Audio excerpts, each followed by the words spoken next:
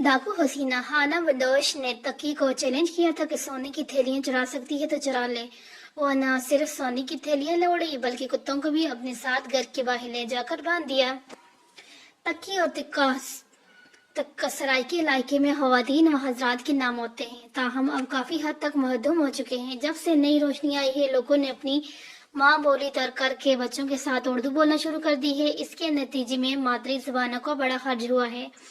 आहिस्ता आहिस्ता इनकी मधुमी का अमल शुरू हो चुका है। काफी अल्फाज मुतरद्दफ हो चुके हैं। अगरचे जमाना कदीम से राज इन्हीं जुबानों में से बाकायदा बामानी थे, नई नस्ल ने इन नामों को बेमानी समझकर तर्क कर दिया।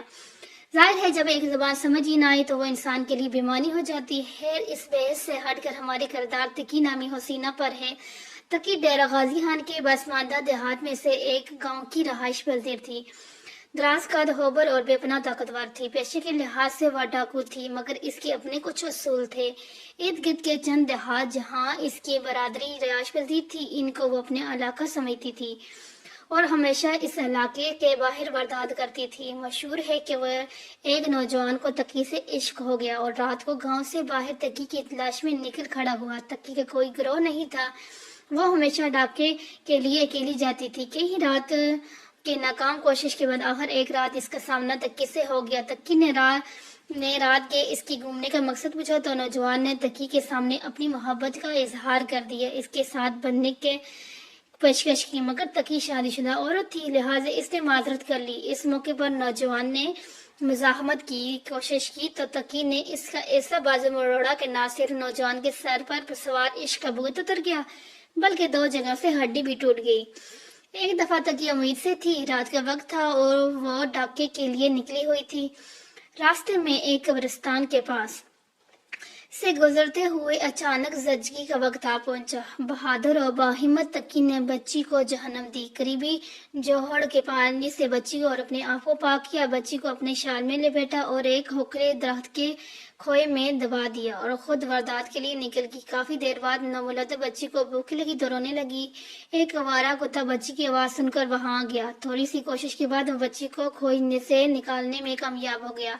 हसबे साहिब का तकी ने वो डाका भी कामयाबी से डाला। इन मौके पर बच्ची को उठाने के लिए कब्रिस्तान पहुंचे तो क्या देखा कि कुत्ता बच्ची को दरख्त के खोए से निकाल कर ले जा रहा है। तकी ने कुत्ते को मार भगाया। खुशकिस्मती से बच्ची जिंदा थी। इसने भूखी बच्ची को दूध पिलाया और घर ले आई। बाद में वो बच्ची बड़ी हुई और तकी की वाहिद औलाद साबित हुई।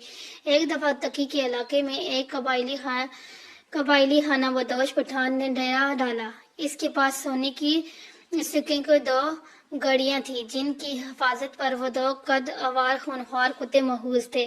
पठान ने ऐलान कर दिया था कि तकी या कोई दूसरा डाकू ये अशरफियां चोरी कर ले तो मैं इसको बहश दूंगा।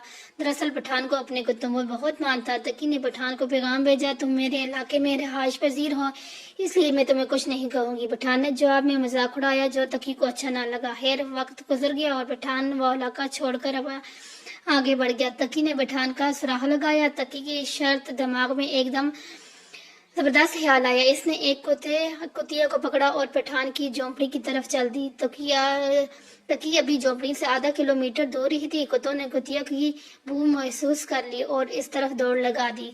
तकी ने कुत्तों को अपनी तरफ आता देखा तो कुतिया को कंधे से उतार दिया। तकी कुत्तों को इनके हाल पर छोड़कर छुपके पठान की झोंपड़ी में दाखिल हो गई। पठान बेगम सो रहा था। तकी ने अशरफियों से भरी हुई गागरियां सर पर रखी और वापसी की राह ले ली। रास्ते में इसने कुतिया को एक बार फिर कंधे पर रखा और चल दी। पठान के कुत्ते भी इसके पीछे पीछे चलने लगे। सुबह जब पठान नींद से बेदार हुआ तो अशरफियों वाली गागरें और कुत्ते गायब पाकर सब परेशान हुआ। इसने सोचा, हो न हो ये तकी की हरकत हो सकती है। वो तकी के गांव की तरफ चल पड़ा। वहां पहुंचा तो इसके दोनों कुत्ते तकी के घर के बाहर बांधे हुए थे।